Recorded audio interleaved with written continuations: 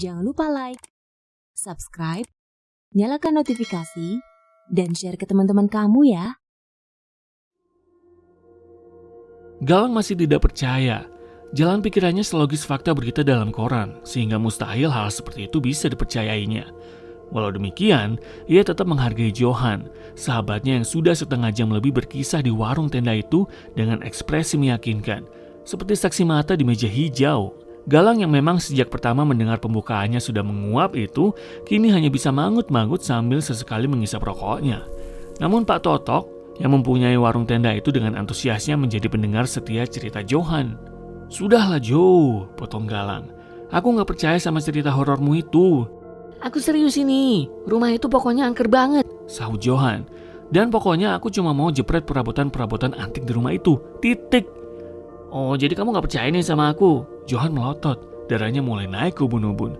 "Bukannya gitu Jo, kan aku baru nyusun skripsi tentang keunikan benda-benda antik. Nah di rumah itu kan katanya banyak banget benda-benda antiknya," jelas Galang. "Nak, Bapak sarankan kamu jangan pergi ke sana, bahaya." Pak Totok pun ikut melarangnya. "Masa bodoh," ujar Galang sambil menghisap rokoknya untuk yang terakhir sebelum ia buang. Diberikannya beberapa lembar uang pada Pak Totok untuk membayar bon, kemudian pergi. "Hei Galang, hati-hati kamu, rumah itu berdarah," teriak Johan saat sahabatnya itu pamit untuk mengunjungi rumah yang sejak tadi menjadi bahan utama pembicaraan mereka di warung tenda itu. Pemuda itu melangkah santai menyusuri jalan yang kian lenggang lantaran hari hampir gelap dan pasti sebentar lagi azan maghrib akan berkumandang. Ia teringat cerita Johan tentang rumah tua itu. Ia tidak percaya dengan semua tentang makhluk halus dan sejenisnya, karena baginya sangat tidak logis jika harus mempercayai hal tanpa fakta ataupun bukti seperti itu. Tapi ia akan berhati-hati mengamanahkan perkataan sahabatnya. Kamera digital dengan lensa berkualitas gambar tinggi itu sejak tadi siap memotret apa saja di sekitarnya.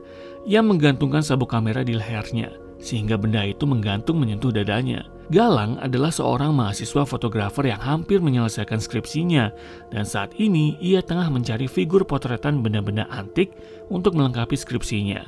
Ia berencana ingin memotret perabotan-perabotan antik di sebuah rumah tua.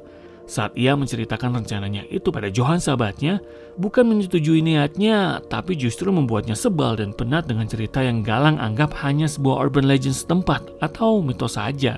Ia benar-benar tidak percaya. Itu bukan sejarah ataupun fakta yang logis dan tak ada alasan untuk mempercayainya. Ya, seperti itulah jalan pikirannya.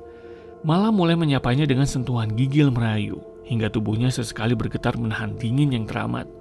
Sembari tadi langkahnya tak menentu, kesana kemari menuruti perkataan orang-orang yang ditanyainya. Tapi setiap dari mereka selalu saja mempunyai jawaban berbeda. Galang mulai putus asa dengan pencariannya. Ia duduk bersandar dengan peluh kelelahan yang terus menguncur dari pori-pori kulitnya. Kaki yang sembari tadi melangkah itu kini terasa kaku dan berat, seakan ada rantai yang mengikatnya. Ia terlalu lelah dan kini telah pasrah. Kecewa selalu menguasainya, tapi sejenak ia mengumpulkan kekuatan untuk melawan rasa tak berguna itu. Walau bukannya foto benda-benda antik, melainkan lelah dan kecewa yang didapat. Dia tidak pernah mengutuki keadaan, karena ini adalah takdirnya. Beberapa kali ia mencoba bangkit, tapi tenaganya telah terkuras habis di saat linglung dalam pencarian. Saat ia berhasil berdiri dengan tegap, terlihat seseorang berjalan dari sisi jalan menuju gerbang masuk rumah mewah yang sejak tadi pagar depannya ia gunakan untuk bersandar. Orang itu ternyata lelaki parubaya dengan uban memenuhi kepalanya. "Kamu ngapain di sini, Nak?" tanya orang itu. "Maaf, tadi saya beristirahat di sini sebentar. Saya kesasar, Pak. Sudah dari petang saya kesana kemari mencari alamat, tapi nihil," jawab Galang lemas. "Oh, kasihan juga kamu. Mari masuk saja, Nak. Istirahat di dalam saja. Di luar kan dingin. Mari masuk," ajak orang itu dengan sebersit senyum dan mata tua yang tajam dari balik kacamata minusnya. Tapi terlihat teduh, meramahkan suasana. Kebaikan lelaki parubaya itu terasa seperti pelukan hangat di hatinya. Beruntungnya nasib Galang, karena setelah ia masuk ke dalam rumah itu, di luar hujan turun begitu lebat bersama angin dan petir yang menyambar-nyambar. Lelaki parubaya itu mengenalkan dirinya yang bernama Jonathan Ernest pada Galang. Mereka berjabat tangan. Perlahan-lahan lelaki itu menceritakan liku-liku kehidupannya. Ia adalah pria Indo yang mana ayahnya dari Eropa dan ibunya asli orang Jawa. Beberapa kisah-kisah inspiratif dalam hidupnya pun ia dongengkan pada Galang yang sesekali menanggapinya penuh antusias. Perbincangan mereka semakin hangat, membuat hawa dingin seperti terlupakan sesaat. Kau seorang fotografer? Tanya Jonathan sambil menatap kamera digital yang sejak tadi dipegang oleh Galang. Iya, saya mahasiswa fotografer semester akhir. Jawab Galang seraya mengeluarkan sebatang rokok yang kemudian dinyalakannya dan sesekali ia hisap penuh nikmat. Pembicaraan mereka terus berlanjut. Mata lelaki parubaya itu berbinar setiap kali menuturkan ceritanya, dan Galang dengan antusiasnya menjadi pendengar setia yang sesekali berpendapat. Pemuda itu seakan lupa dengan tujuan pertamanya. Tapi setelah keduanya membisu sesaat, ia memberanikan diri untuk bertanya, walau sebenarnya ragu. Apakah Anda tahu alamat ini? Tanya Galang sambil mengulurkan selembar kertas catatan kecil. Tahu, tapi alamat ini... Jawab Jonathan setelah beberapa saat mengingat-ingat. Kini keramahan di wajahnya mulai pudar, berganti dengan mata tajam yang menatap curiga. Alis tebalnya menyatu, dan perlahan merkah senyuman aneh di wajahnya. Alamat itu kenapa, Pak? Tanya Galang penasaran. Kamu yakin ingin pergi ke alamat ini? Jonathan balik bertanya. Iya, Galang mengangguk pelan sambil menghisap rokoknya. Memangnya seberapa angker rumah itu, sampai semua orang yang kutanya selalu saja menampilkan wajah aneh. Padahal niatku cuma pengen dapat jepretan benda-benda antik di dalamnya dan pulang. Rumah itu berdarah, anak muda. Jangan sesekali berkunjung ke sana, karena taruhannya nyawa. Ujar lelaki itu seraya membenarkan letak kacamatanya. Jika kau mau, aku akan memperlihatkan beberapa koleksi benda antikku. Mungkin akan mengobati kekecewaanmu, nak. Tapi kau harus berjanji jangan sekali-kali berkunjung ke rumah itu. Berbahaya. Wah, kebetulan sekali. Janjiku untuk membalas semua kebaikanmu ini, Tuan. Galang berucap dengan mata berbinar penuh harap. Suatu kehormatan bagi saya jika memang Anda mengizinkan. Lumayan banyak benda-benda antik yang dimiliki lelaki parubaya itu. Guci, patung, piring perunggu, lukisan-lukisan dari seniman ternama, semua itu tertata rapi di sebuah ruangan pribadinya.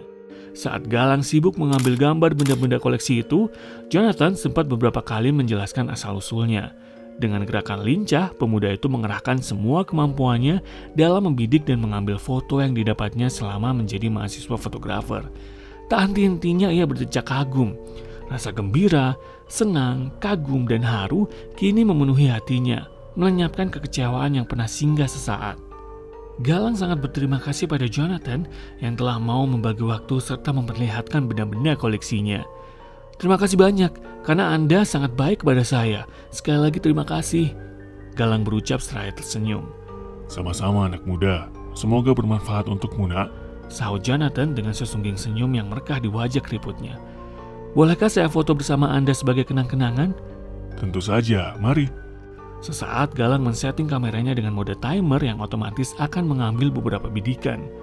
Kemudian mereka berpose dengan saling melingkarkan tangan di pundak satu sama lain. Tampak seperti seorang ayah dengan anaknya. Saya harus segera pulang, sudah sangat malam dan hujan tampaknya juga telah reda. Ujar Galang seraya melihat arloji di tangan kanannya. Oke, mari ku antar keluar. Sahut Jonathan. Bertemankan sebatang rokok, ia menyusuri jalan pulang. Gelap yang kian senyap menemani langkahnya. Angin berhembus pelan dengan keusilan dan gigilnya. Badannya sesekali bergetar menahan dingin. Ia menghisap rokoknya dan menghembuskan nafasnya bersama asap putih di kegelapan malam. Sudah 5 batang rokok ia habiskan untuk menemani langkahnya yang kian terasa berat. Baru pada batang rokok ke-6-nya, ia telah sampai di kontrakannya. Assalamualaikum. Galang menunggu. Terdengar langkah kaki menuju pintu dari dalam. Perlahan terbukalah pintu itu bersama derit engsel yang miris di hati. Astagfirullahaladzim. Sontak Johan terkejut. Matanya tak mampu melihat sosok di hadapannya. Dunia kita sudah berbeda, sahabat. Jadi janganlah kau menggangguku. Tenanglah di alam keabadianmu. Pergilah, aku sudah mengikhlaskanmu. Galang bingung. Mau tertawa, tetapi sahabatnya ini terlihat serius dan ia hanya bisa diam sambil mengisap rokok terakhirnya. Dengan usil, ia sebulkan asap rokoknya ke wajah Johan. Kenapa, Joe? Kau kira aku sudah koit dimakan hantu rumah itu? Ah, kamu ini ada-ada saja. Galang berhenti untuk menghisap rokoknya sesaat. Terus mau kemana kamu dengan potongan baju rapi ala pengajian seperti ini? Gak bilang-bilang sih kamu, Joe, kalau ada pengajian akbar. Jadinya kan aku gak pulang jam segini. Ini benar kamu, Lang? Tanya Johan sambil mengguncang-guncang pundak sahabatnya. Nggak jumpa beberapa jam saja tingkahmu berubah drastis ya. So kangen-kangenan. Sampai pura-pura lupa segala. Sahut Galang seraya membuang rokoknya yang tinggal gabusnya saja. Kamu beneran Galang sahabatku. Johan memeluk tubuh sahabatnya itu seraya terisak, menangis begitu pilunya. Kenapa sih? Dari dulu kan aku Galang. Kapan juga aku jadi Satria Baja Hitam dan kawan-kawan? Galang tertawa kecil dalam pelukan sahabatnya yang terisak pilu. Kamu mau kemana rapi kayak gini? Tadinya aku mau ke rumahmu, mendatangi acara doa bersama, memperingati kepergianmu yang sudah 1 tahun pada hari ini. Tapi... Kamu ini ada aja, Jo. Aku cuma pergi beberapa jam yang lalu setelah berdebat denganmu di warung tendanya Pak Toto. Ingat kan? Galang memotong tajam. Iya, aku ingat. Tapi kenyataannya kau sudah menghilang tanpa kabar selama 1 tahun ini. Johan berucap seraya melepaskan pelukannya. Rumah Jonathan Ernest itu, gumam Galang saat melihat foto-foto di kameranya. Ada satu foto yang ganjil. Fotonya bersama lelaki parubaya itu aneh. Sebab hanya terlihat Galang seorang diri. Tangannya terlihat seperti melingkar di pundak seseorang. Tapi di foto itu, ia benar-benar sendiri.